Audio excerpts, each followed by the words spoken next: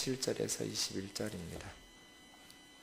이사야 26장 7절부터 21절까지 제가 읽겠습니다.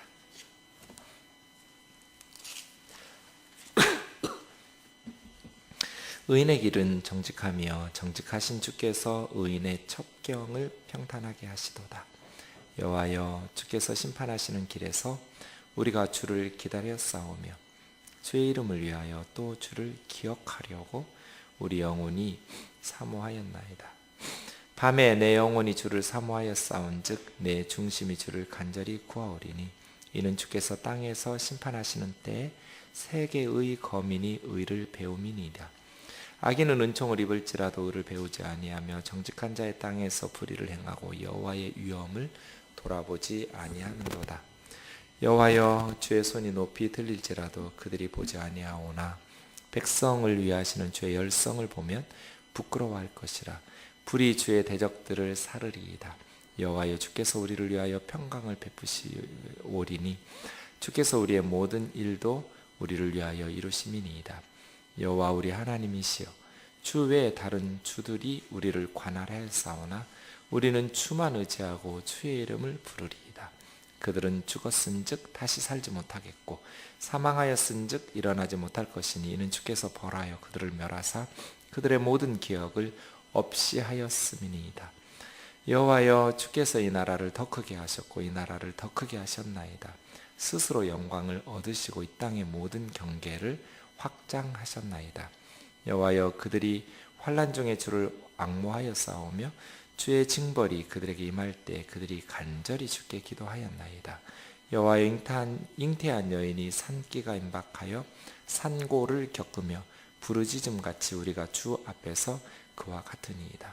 우리가 잉태하고 산고를 당하였을지라도 바람을 낳은 것 같아서 땅에 구원을 베풀지 못하였고 세계 거민을 출산하지 못하였나이다. 주의 죽은 자들은 살아나고 그들의 시체들은 일어나리이다.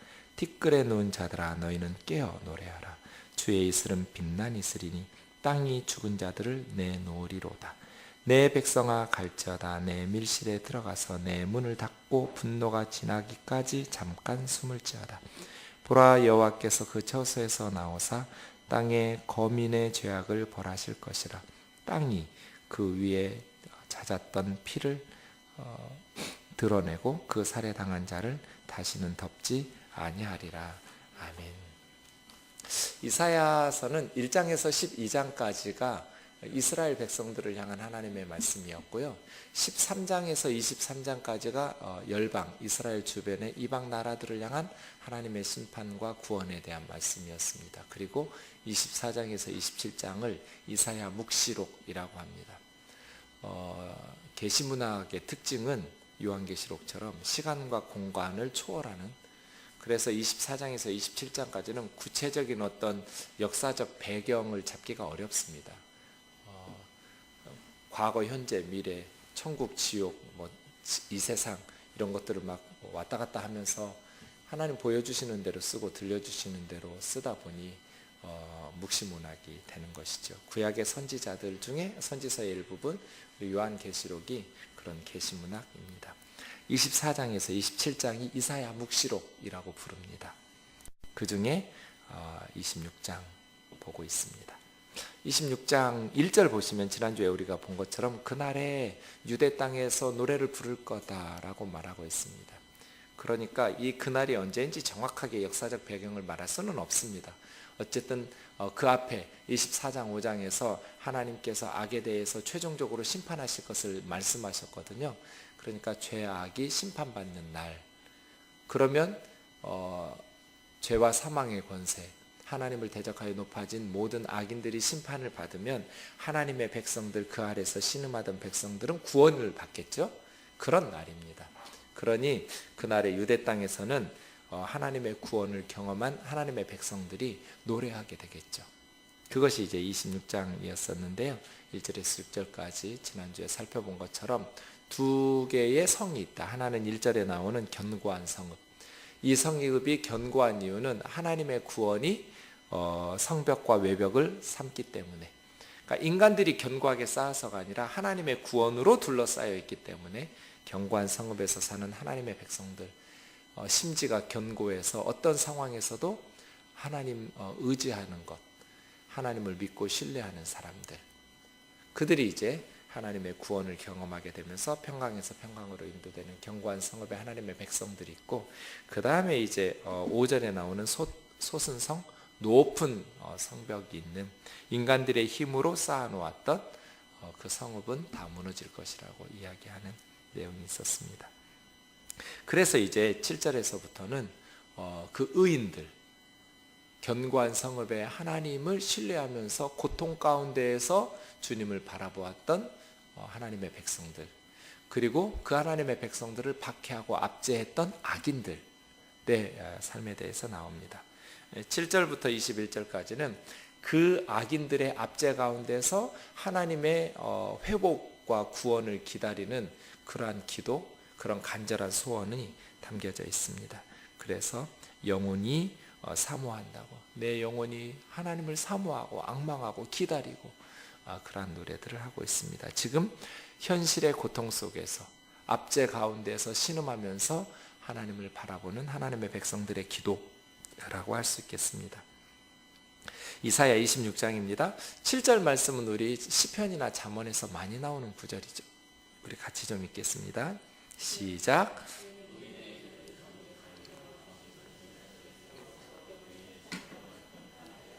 네, 의인의 길은 정직하며 정직하신 주께서 의인의 첩경을 평탄하게 하시도다. 의인의 길은 어떤 길일까요? 하나님의 말씀에 순종하는 사람의 길이죠. 하나님의 말씀대로 살아가는 사람들, 그게 의인의 삶이에요. 의롭다라는 것은 하나님의 말씀대로 순종하면서 바르게. 의인의 길은 정직해요. 정직하다고 번역된 말은 곧다, 똑바르다, 그 말이에요. 삐뚤어지지가 않아요. 의인의 길은 곧아요. 반듯해요. 거짓이 없죠. 왜요? 하나님의 말씀이 그러니까. 하나님의 말씀은 거짓이 없어요. 그래서 하나님의 말씀에 순종하는 의인의 길은 곧죠. 그런데 그 의인의 길은 좁아요. 험하죠. 세상에서 하나님의 말씀대로 사는 것은 이건 엄청난 도전이에요. 이 세상이 악하니까, 삐뚤어져 있으니까. 그래서 악한 이 세상 속에서 의롭게 말씀에 순종하면서 살아가는 것은 엄청난 내외의 갈등과 싸움을 겪어내면서 살아야 돼요. 그래서 좁은 길이에요. 협착한 길이죠. 그런데 그 길이 평탄하대요. 왜요? 의롭게 살면 세상 사람들이 인정해 주어서가 아니에요. 정직하신 주님께서 평탄하게 하시기 때문이에요. 그러니까 의로운 삶을 선택하는 성도들의 삶은 힘들어요. 그런데 그 삶을 하나님께서 인도하시는 거예요. 평탄한 길로. 그래서예요.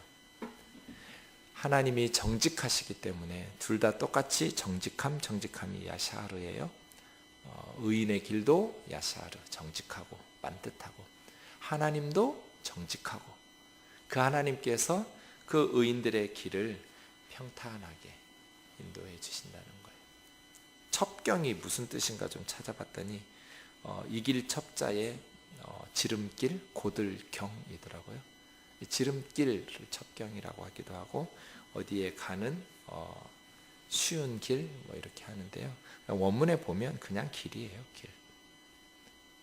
의인의 가는 길이 하나님께서 평탄하게 해주시기 때문에 그 정직한 의인의 길이 형통하게 된다 이지요. 8절이요. 여호와여 주의 심판하시는 길에서, 이 8절과 9절에 보면 심판의 때가 나와요. 하나님께서 심판하시는 길에서 우리가 주님을 기다렸습니다. 하나님께서 심판하실 때에도 하나님만 바라본 거예요. 이스라엘이 죄를 지으면 하나님의 백성들이 하나님의 심판을 받죠. 나라가 망해서 아수르에게 10지파 북이스라엘이 망했고 바벨론에게 남유다 2지파가 망했죠. 그 이후에 페르시아에게도 그리스에게도 로마에게도 계속해서 이스라엘이 망했어요. 그것은 이스라엘의 죄에 대한 하나님의 심판이었어요. 그러니까 하나님께서는 하나님의 백성들도 심판하시고 또 이방의 세상의 모든 사람들도 심판하시죠. 심판의 때, 심판의 길에서 성도들이 선택할 수 있는 게 2가지가 있어요. 하나는 하나님께 반항하는 거예요. 하나님을 거역하고 반항하고 하나님을 떠나고 하나님에게 상처받았다고 말하면서 세상적인 방식으로 살아가는 것. 또 하나는 그 심판의 길에서도 그 심판을 감내해내면서 인내하고 참으면서 하나님을 바라보고 기다리는 것.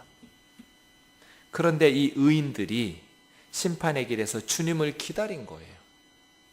하나님께 희망을 둔 거죠. 너무너무 현실의 고통이 나중에 이제 해산하는 여인 이야기가 나오거든요. 인간이 경험할 수 있는 가장 큰 고통, 아이를 출산하는 해산의 그 고통, 죽을 것 같은 그 고통 속에서도 주님을 기다린 거예요. 왜요? 주의 이름을 위해서. 그러니까 의로운 사람들의 관심사는 하나님의 이름이 명예롭게 되는 거예요. 하나님의 백성들의 최고의 관심사는 이 세상에서 우리 이름이 드러나는 것이 아니라 하나님의 이름이 거룩히 여김 받는 거예요. 하나님의 백성들이 심판을 맞이했어요. 그래서 그 가운데에서 하나님의 이름이 모욕을 당해요. 그런데 그럼에도 불구하고 주의 이름을 위해서 또 주님을 잊어버리지 않고 기억하려고 이방의 포로된 땅에서 심판에 임하는 그 나라에서 하나님을 잊어버리기는 너무나 쉽잖아요. 포로로 끌려간 이방의 땅에서 주님을 기억하려고 우리의 영혼이 주님을 사모했습니다. 그래서요, 주님, 좁은 길이지만 주님의 이름을 위해서 또 주님을 잊어버리지 않기 위해서 우리의 영혼이 주님을 사모했습니다. 주님을 기다렸습니다. 밤에 내 영혼이 주를 사모하였은즉 우리에서 이제 나로 변했어요. 이 나는 선지자이기도 하고 하나님 백성 대표이기도 해요. 시인이죠. 이 탄식의 기도를 드리는 모든 하나님의 백성. 밤이에요. 밤낮으로 하나님을 앙망하는 거죠. 상황이 너무너무 힘들었을 때, 죽을 것 같은 현실의 고통의 밤에 그럼에도 불구하고 하나님을 찾고 기다리고 의지했다라는 거예요. 내 영혼이 주를 사모하였은즉 내 중심이 주를 사모하며 간구했습니다. 겉으로만 하나님을 기다리는 척하지 않았어요. 마음속 깊은 곳에 중심이, 영혼이 마음속 깊은 곳에서부터 간절히 하나님을 구했어요. 하나님을 찾았어요. 이는 주께서 땅에서 심판하신 때 세계 거민이 의를 배움이니이다. 하나님의 심판이 왜 필요한가? 이 땅의 사람들이 하나님의 의를 배울 수 있기 때문이에요. 하나님의 심판이 없다면 악인들, 힘 있는 악인들이 득세하게 되겠죠. 이 땅의 사람들이 맞아, 천벌을 받았어, 저렇게 살면 안 돼, 이런 하나님의 의를 배울 일이 없어요. 하나님의 심판이 없다면 언제나 힘 있는 사람들이 이길 테니까. 그러나 역사 가운데 하나님께서 심판하실 때 세상 모든 거민들이 하나님의 의를 배우게 돼요. 그래서요, 하나님의 백성들이 의롭게 살아야 돼요. 어떠한 상황 속에서도 하나님의 백성들이 의롭게 살면 이제 하나님께서 세상을 심판하실 때 악인들은 심판하시고 그 가운데에서 그 힘있는 권력자들의 압제 속에서도 의롭게 짓밟히면서 살았던 사람들의 모습들이 드러나잖아요. 그죠? 세상의 역사들을 보세요. 우리나라든 외국이든 그 권력을, 절대 권력을 가지고 많은 사람들을 짓누르고 억눌렀던 그 사람들이 하나님의 심판으로 말미암아 무너져 내릴 때, 솟은 성이 헐어서 땅에 엎으실 때 5절 말씀처럼 말씀하시며 그 다음 6절에서 있는 것처럼 빈궁한 자, 궁핍한 자들의 걸음이 다시 일어나서 그러니까 의롭게 살았던 사람들의 의가 드러나잖아요. 세상이 권세자들이 소순성이 땅에 허물어지고 하나님의 심판을 받을 때 이제 모든 게 다 드러나거든요. 모든 것이 감춰져 있던 것들이 드러나게 될 때 그 세상의 권력자들에게 빌붙어서 같이 죄에 동참했던 사람들이 있고 그들에게 압제당하면서도 자신의 신앙 양심을 지켰던 의롭고 정직하게 살았던 의인들의 삶이 있었다라는 것이 드러나게 돼요. 그래서요, 이 세상 어떤 상황에서도 하나님의 백성들이 정직하고 의롭게 살아야 돼요. 하나님의 말씀에 순종하면서. 하나님이 심판하신 때에 세계 거민들이 의를 배우게 되는 날이 올 거거든요. 하나님의 심판이 시행되고 이제 모든 악이 무너지고 권세자들이 무너질 때 이 땅의 거민들이 의로움이 무엇인지 하나님의 의에 대해서 배우게 될 거예요. 그때 신앙 양심을 타협하지 않고 하나님의 말씀에 순종하기 위해서 의롭게 살았던 성도들의 모습이 드러났으면 좋겠어요. 그것이 이 땅 가운데 소금과 빛으로 살아가는, 평소에는 보이지 않죠. 눈에 드러나지 않아요.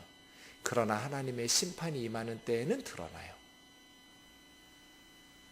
그래서요, 하나님의 심판의 때 세상 사람들은 의를 배우게 된다. 그래서 하나님의 의로운 심판이 필요하다는 거예요.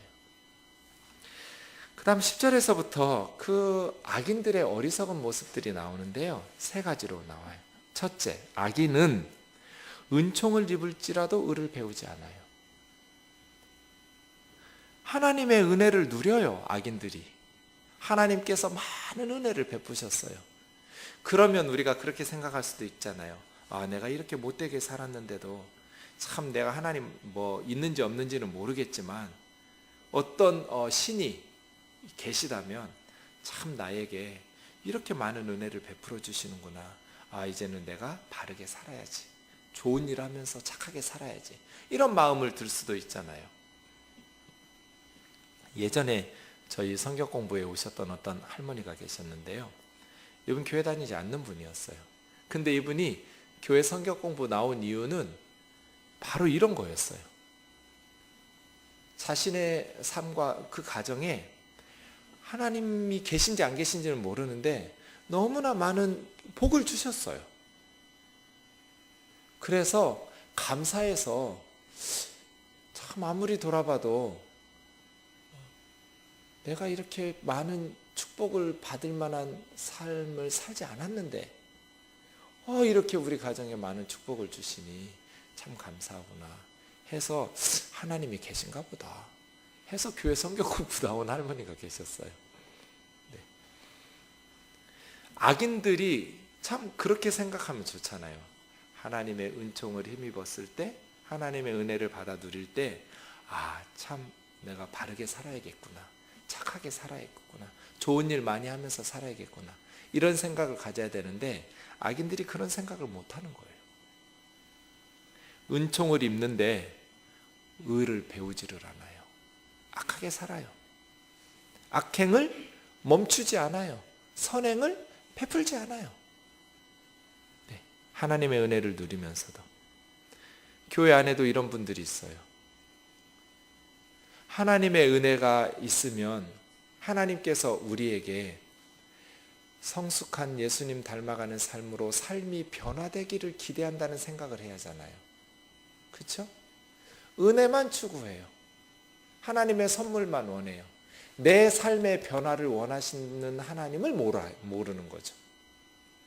사랑하는 형제 자매 여러분, 하나님의 은혜가 주어졌을 때 우리의 삶의 변화로 영적인 성숙으로 연결될 수 있기를 주의 이름으로 축원합니다. 은혜만 사모하면 안 돼요. 영적으로 성숙한다라는 건 변화한다는 거잖아요. 하나님께서 은혜를 베푸실 때는 의를 배워라, 이런 거잖아요. 선행을 배워라, 악을 멈추고 변화되라, 이런 건데, 은혜는 사모하면서 삶이 예수님 닮은, 예수님의 제자다운 삶으로 변화되려고는 하지 않는 성도들을 하나님께서 얼마나 안타까워하실까요? 이게 악인들이에요. 은총을 입는데 의를 배우지 않아요. 두 번째, 정직한 땅에서 불의를 행해요. 그러니까 악인이에요. 세상이 악해서 불의를 행하는 게 아니에요. 정직한 땅에서 불의를 행해요. 세상이 악하다고 변명할 수 없어요. 이 세상을 보세요. 얼마나 정직한지. 인간들만 악해요.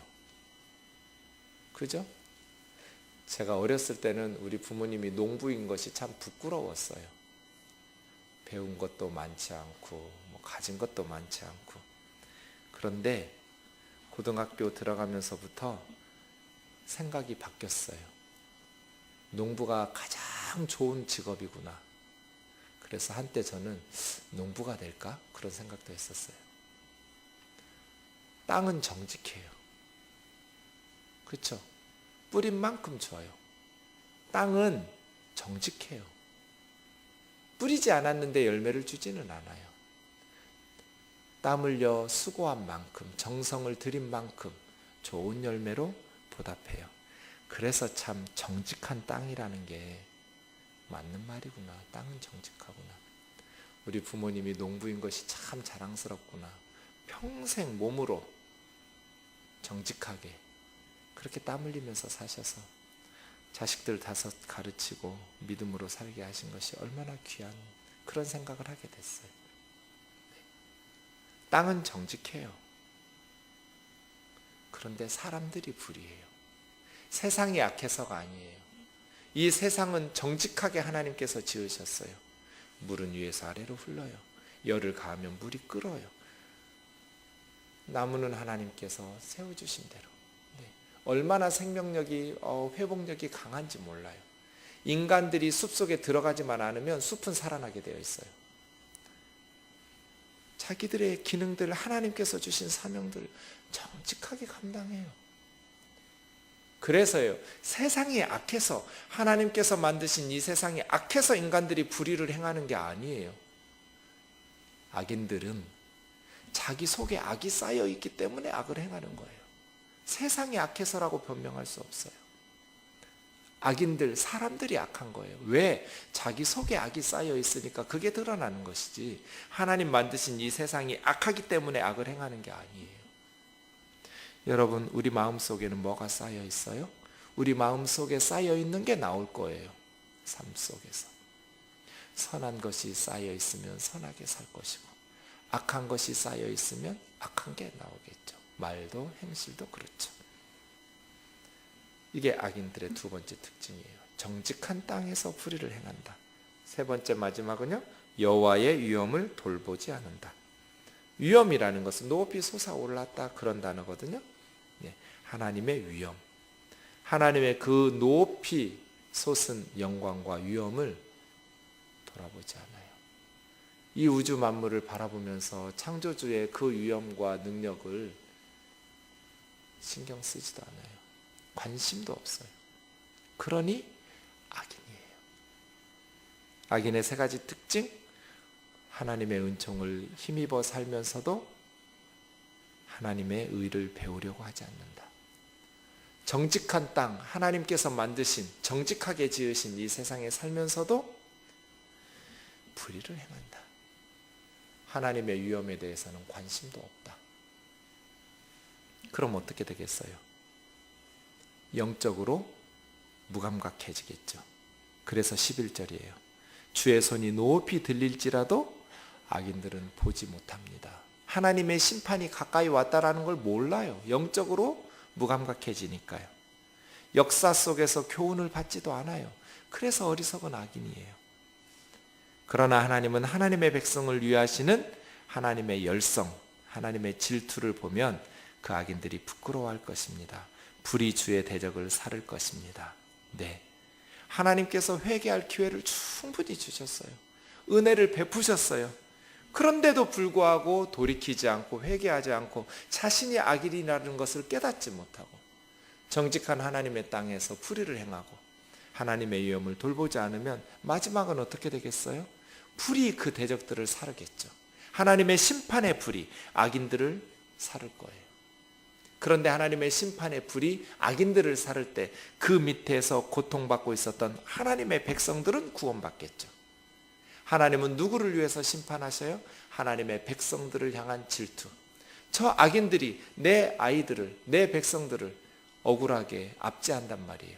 그러니까 하나님께서 그 악인들에게 심판하시죠. 하나님의 악인들을 향한 심판은 하나님의 백성들을 위한 구원 때문이에요. 이렇게 악인들이 어리석어요. 하나님께서 모든 세상 사람들을 지으셨고 힘없는 사람들을 압제하고 착취하고 고통 가운데 빠뜨리면 하나님의 심판이 임한다라는 것을 생각하지 못하는 어리석음. 하나님의 심판의 손이 들려 있는데도 깨닫지 못하고 계속해서 악을 행하는 사람들, 어리석다는 거예요. 12절이요. 여호와여 주께서 우리를 위하여 평강을 베푸시오리니. 악인들의 심판은 의인들의 평강이 되겠죠. 하나님의 정의로운 심판이 임하면 하나님의 백성들에게 샬롬이 오죠. 그래서 평화는 의의 결과예요. 공의로움이 없는 평화가 없어요. 저 북한에 하나님께서 악하고 부도덕한 정권을 공의의 심판을 내린다고 해보세요. 그러면 그 밑에서 압제당하고 있는 지하교회 성도들이 샬롬을 누리겠죠. 평강을 누릴 거예요. 그래서 샬롬, 평강은 하나님의 의의 심판의 결과예요. 주께서 우리 모든 일, 이 우리 모든 일은 하나님의 백성들이 지금 당하고 있는 고난이에요. 이스라엘 백성들이 당하고 있는 징계, 이 모든 일도 우리를 위해서 이루셨습니다. 하나님은 하나님의 백성들을 위해서 하나님의 백성들도 심판하셔요.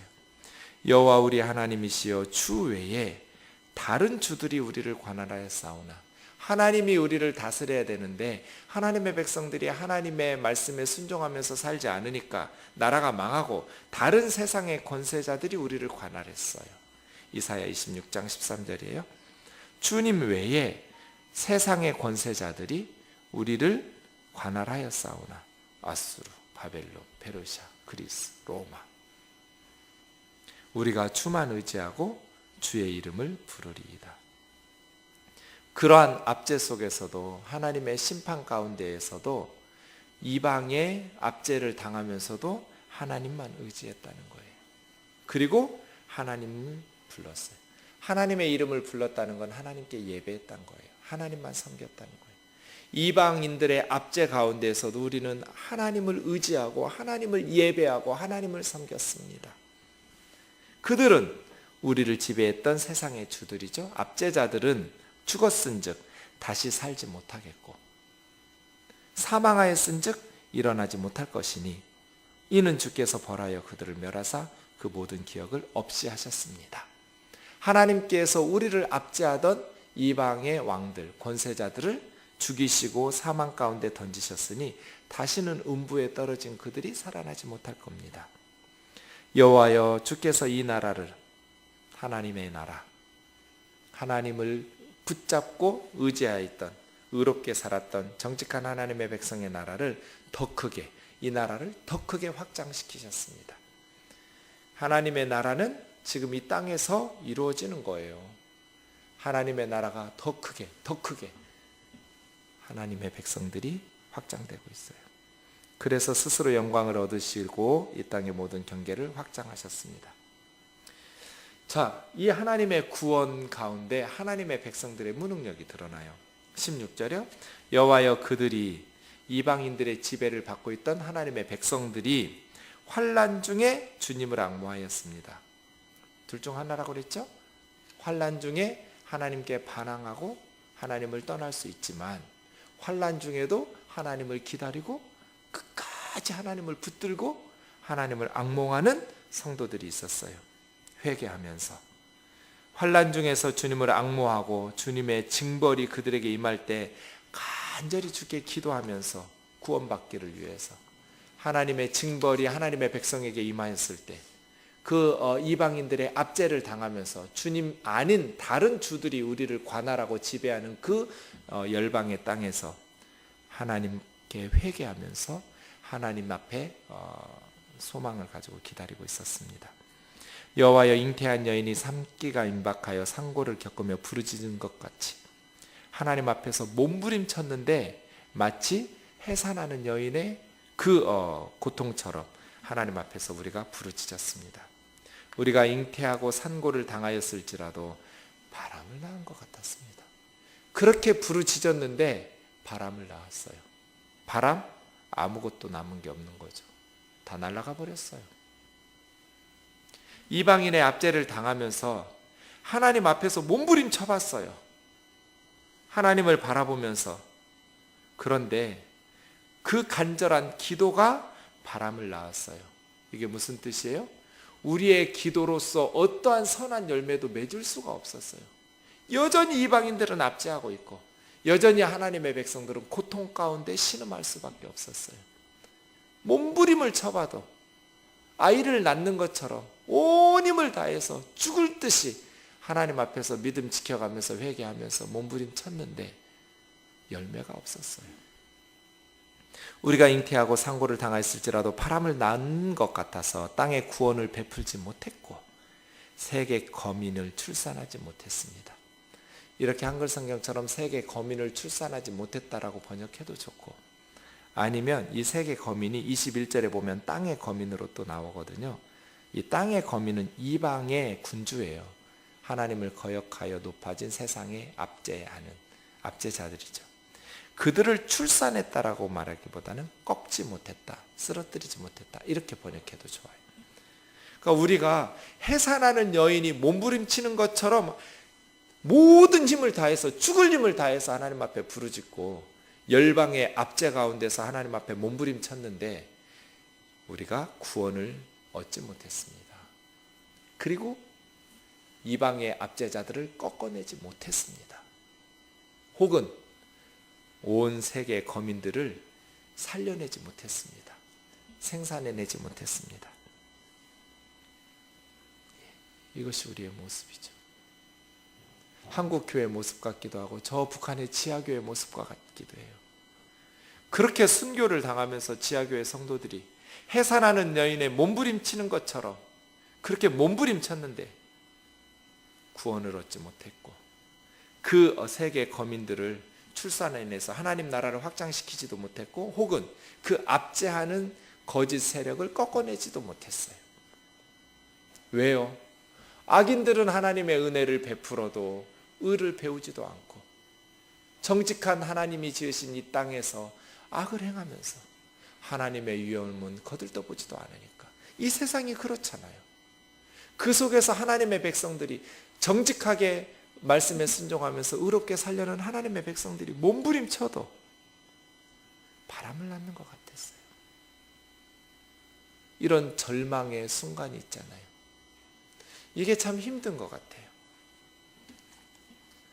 제가 아는 전도사님이 신대원에 다니면서 큰 교회 전도사였어요. 그런데 교육부서 전도사일 때 그 교회 담임 목사님이 우리 교단의 총회장에 출마하셨어요.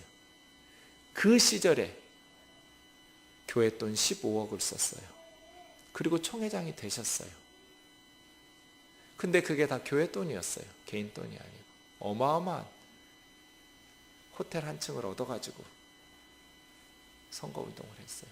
다 봉투해서 목사님들에게 돌려가면서 결국 총회장은 됐어요. 이 젊은 전도사가 너무 양심에 가책을 느꼈어요. 목사님에게 찾아가서 몇 번을 건의했나 봐요. 목사님, 이건 옳지 않습니다. 목사님, 이러시면 안 됩니다. 그냥 기도하면서 하나님께서 총회장 되게 하시면 되시는 거고, 교회 돈을 이렇게 쓰시면 안 되지 않습니까? 목사님, 우리에게 설교한 대로 안 하는 것 아닙니까? 목사님이 어떻게 했을까요? 네 말이 옳다, 회개하마, 이랬을까요? 야, 세상을 모르면 가만히 있어. 세상은 그런 게 아니야. 이 전도사님이 기독 언론에 제보를 했어요. 그래서 그게 드러나게 됐어요. 이 전도사님은 지금도 목회를 못해요. 너 이 바닥에서 목회하나 보자. 그리고 나서 벌써 20년도 더 지난 것 같네요. 한국교회가 바뀐 건 하나도 없어요. 지금도 하나님의 은혜를 힘입는 사람들, 권력을 가지는 사람들이 압제하고, 힘없는 사람들이 아이를 낳는 것처럼 몸부림을 쳐도 세상이 변하지 않더라고요. 그냥 바람을 낳는 것 같아요. 땅에 구원을 베풀지 못해요. 세계 거민들을 출산해내지 못해요. 절망 그 자체예요. 그래서예요. 19절. 주의 죽은 자들은 살아나고 그들의 시체들은 일어나리이다. 티끌에 누운 자들아 너희는 깨어 노래하라. 주의 이슬은 빛난 이슬이니 땅이 죽은 자를 내어 놓으리라. 죽였어요. 악인들이 의인들을 죽였단 말이에요. 그런데 이게 구약 성경에 많지 않은 몇 구절 중에 하나가 이 부활의 구절이거든요. 구약에는 부활에 대한 메시지가 많지 않아요. 근데 여기 결정적, 죽은 자들이 살아나고, 주님의 죽은 자들은 누구겠어요? 하나님의 백성들이죠. 악인들에게 압제당하면서 죽었던 하나님의 백성들이 다시 부활할 거라는 거예요. 하나님의 강권적인 역사의 개입으로 하나님께서 개입하셔서 죽은 줄 알았는데 살아나고, 시체들이 일어나서 땅에 티끌에 누운 자들이 깨어서 노래할 거라는 거예요. 주님의 이슬이, 빛난 이슬이 땅에 내리면 죽은 자들이 땅에서 다시 살아날 것이다. 환난 중에서 많은 사람들이 하나님을 버리고 떠나고 힘 있는 사람 편에 붙었어요. 그런데 하나님의 백성들이 끝까지 하나님을 붙잡았어요. 해산하는 여인처럼. 북한의 지하교회 성도들이 그러겠죠. 끝까지 하나님 붙잡았어요. 죽을 것 같이 힘들게 아이를 낳는 엄마처럼, 해산의 여인처럼 하나님 붙잡았어요. 그렇다고 해서 그들의 기도 때문에 구원이 이루어진 게 아니에요. 바람 낳는 것 같았어요. 구원을 베풀지 못했어요. 구원은, 기도가 구원을 가져온 것이 아니라 하나님의 역사가, 하나님의 개입하심이. 그래서요, 이사야 26장 7절에서 21절은 하나님의 개입을 구하는 탄식하는 시예요. 하나님의 공의로우신 심판을 간구하는 시. 그런 탄식이에요. 그럴 터이니 의로운 하나님의 백성들아, 끝까지 포기하지 말고 죽은 것 같더라도 다시 부활하고 살아날 테니까. 한국 교회가 다 죽어버린 것 같았어도 하나님께서 개입하시면 악인들은 꼬꾸라질 것이고 높이 솟은 성은 땅에 낮아빠지고 다 짓밟힐 테니까. 하나님의 백성들아, 하나님을 버리지 말고 끝까지 하나님의 말씀에 순종하면서 살아라. 죽은 것 같지만 다시 살아날 것이다. 시체처럼 누워있는 것 같지만 다시 일어날 것이다. 하나님께서 개입하셔서 이 땅을 공의로 심판하실 거라는 거예요. 그래서예요, 이사야 26장이 우리에게 전하는 메시지는 대적들을 두려워하지 말고 하나님의 말씀에 순종하면서 하나님을 기다리라는 거예요. 하나님이 일하시는 그날을 기다리라. 1절에 그날에 시작했던 유대의 노래가, 또 기도가 이제 20절에 현실로 돌아온 것 같아요. 그건 미래의 하나님의 심판이에요. 묵시록이에요. 그래서 하나님의 심판이 임하면 죽은 자들이 살아날 거예요. 하나님의 백성들, 의로운 백성들이 회복되고 구원될 거예요. 그런데 현실은 20절이에요. 내 백성아, 하나님께서 말씀하셔요. 가라. 어디로? 밀실로 들어가라. 너 잠깐 문 닫고 나의 분노가 지나기까지 잠깐 숨을 지어다. 마치 애굽에서 10번째 재앙의 장자들이 다 죽을 때 문 닫고 고센 땅에 이스라엘 백성들이 숨어 있었던 것처럼 잠깐 숨어 있으면 된다. 왜요? 21절이요.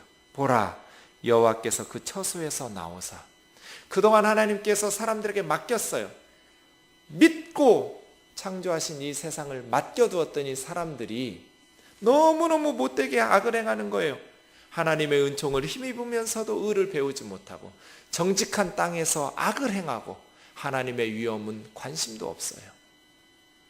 하나님께서 믿고 하나님의 형상으로 지음받은 사람들에게 이 세상을 맡기셨는데 사람들이 이 땅에서 악을 행해요. 그래서 이제는 21절이에요. 하나님께서 그의 처소에서 나오사. 하나님께서 직접 나오시면 어떻게 되겠어요? 땅의 거민의 죄악을 벌하실 것이라. 이방 군주의 포악을 심판하신대요. 땅이 그 위에 잦았던 피를 드러내고 그 살해당한 자를 다시는 덮지 아니하리라. 네, 억울하게 살해당한 사람들의 그 억울함이 훤히 드러나게 될 거라는 거예요. 땅이 다 역사 가운데 묻어버렸던 그 의인들의 죽음이, 땅이 덮었던 그 살해당한 자들의 죽음이 다시는 덮이지 아니하고 드러나게 될 것이다. 그런 역사적인 사건들이 너무나 많죠. 동백님 사건도 그렇고 너무나 많아요.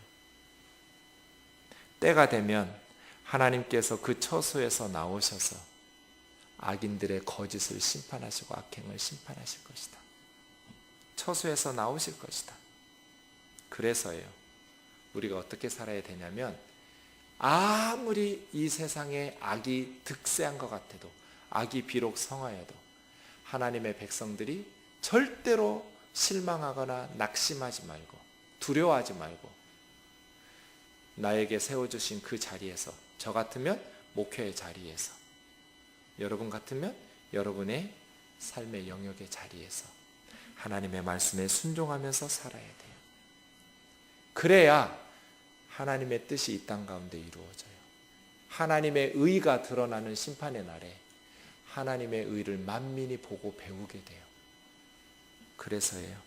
부활 신앙을 가지고, 우리는 죽어도 살 사람들이잖아요. 부활 신앙을 가지고 이 땅에 임할 하나님의 나라를 사모하면서 하나님의 나라와 의를 구하면서 살아가라는 거예요. 항상 주의 일에 더욱 힘쓰는 자들이 되라. 이게 부활장의 결론이었잖아요. 죽으면 끝이 아니니까, 하나님이 살아계시고 하나님께서 역사하시니까 그날에 결코 헛되지 않을 테니까 이 땅에서 우리의 삶을 소중히 여기면서 주신 삶의 영역에서 의를 행하고 하나님의 말씀에 순종하면서 살아가라. 그러면 하나님께서 그 백성들을 위한 열심을 가지고, 그 백성들을 위한 열정을 가지고 악을 심판하시면서 너희들 잠깐 밀실에 들어가 있으라고, 잠깐 숨어 있으라고, 내가 저 악을 다 심판하고 뿌리채 뽑아버릴 테니까 라고 심판하시고 말씀하시는 그 하나님의 심판의 역사들을 바라보며 기억하게 될 거라는 거예요. 사랑하는 형제 자매 여러분, 믿음으로 사는 삶은 놀이터가 아니에요. 우리의 인생의 자리는 그냥 소풍자리가 아니에요. 전쟁터예요. 치열한 영적인 싸움이 진행되고 있어요. 하나님의 백성들이 깨어 있어서 항상 하나님의 말씀 안에서 성령의 인도하심을 따라서 믿음으로 승리할 수 있기를 주의 이름으로 축원합니다. 세상이 아무리 악하고 세상의 힘과 권력대로 이 세상이 운영되는 것 같지만 하나님께서 역사의 주인이시고 때가 되면 하나님께서 모든 불의들을 다 들추어내시면서 모든 의로운 하나님의 백성들의 그 죽어버린 것 같은 그러한 역사도 다시 부활시키시고 살리실 테니까 그때까지 기다리라는 거예요. 기다리라. 제가 요 며칠 너무너무 힘들었었는데 말씀을 보면서 희망이 생겼어요. 희망은 내가 해산하는 여인처럼 몸부림치며 부르짖는 데 있는 것이 아니구나. 내 기도가 구원의 근원이 아니구나. 하나님께서 개입하시고 하나님께서 역사하실 때 한국교회는 회복되겠구나. 아무리 절망적인 것 같아도 하나님께서 한국교회를 불쌍히 여기실 수 있도록 우리가 하나님의 그 엄청난 고난의 세월 속에서도 하나님 포기하지 말고 끝까지 인내하면서 주신 사명을 감당하면 되겠구나. 때가 되면 하나님께서 죽은 자들을 살리시고 시체들을 다 일으키셔서 구원을 베푸시면서 하나님의 이름을 위해서 하나님의 영광을 친히 드러내시겠구나. 그 하나님의 역사들을 바라보고 기다리면서 믿음으로 우리에게 주신 사명을 감당할 수 있기를 원합니다. 우리 찬송가